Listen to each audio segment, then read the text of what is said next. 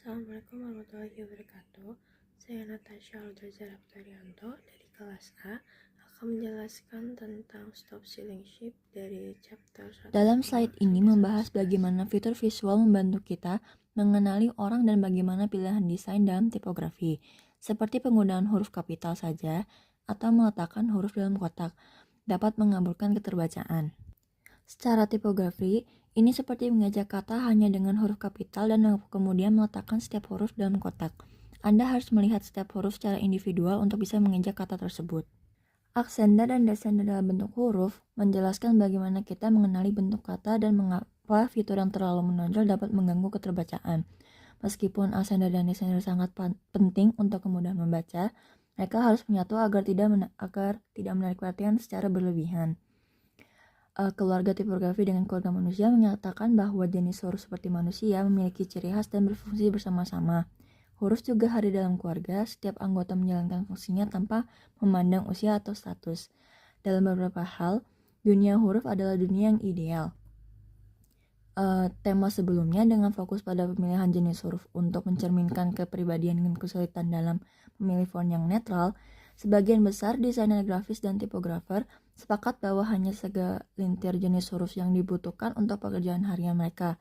Seperti sepatu, seseorang mungkin hanya butuh setengah lusin sepasang, tetapi orang lain akan membuat pilihan yang berbeda.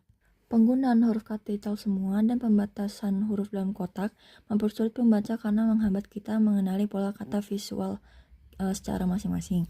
Seperti wajah manusia, kita mengenali kata-kata bukan dari huruf per huruf, tapi dari bentuk keseluruhan, word shape. Ketika bentuk-bentuk ini dihilangkan atau diubah secara drastis, misalnya dengan huruf kapital semua atau tanpa aksen atau descender yang cukup, pembaca menjadi lebih lambat dan berat.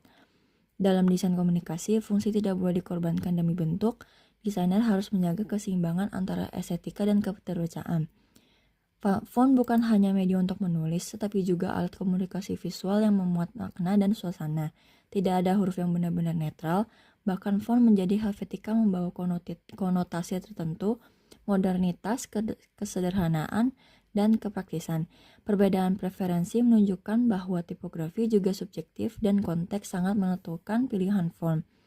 Desainer juga perlu memahami konteks dan audiens untuk memilih jenis huruf yang sesuai dan tidak hanya bergantung pada tren atau preferensi pribadi.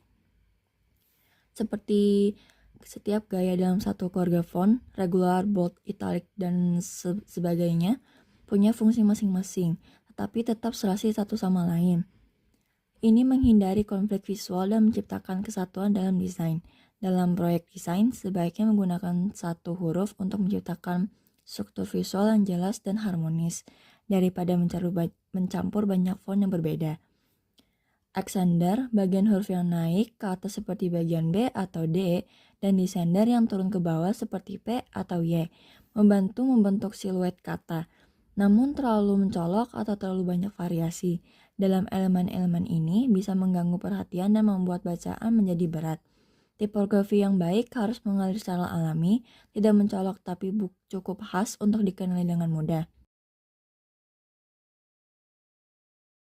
Itu saja penjelasan dari saya. Mohon maaf jika ada kesalahan. Wassalamualaikum warahmatullahi wabarakatuh.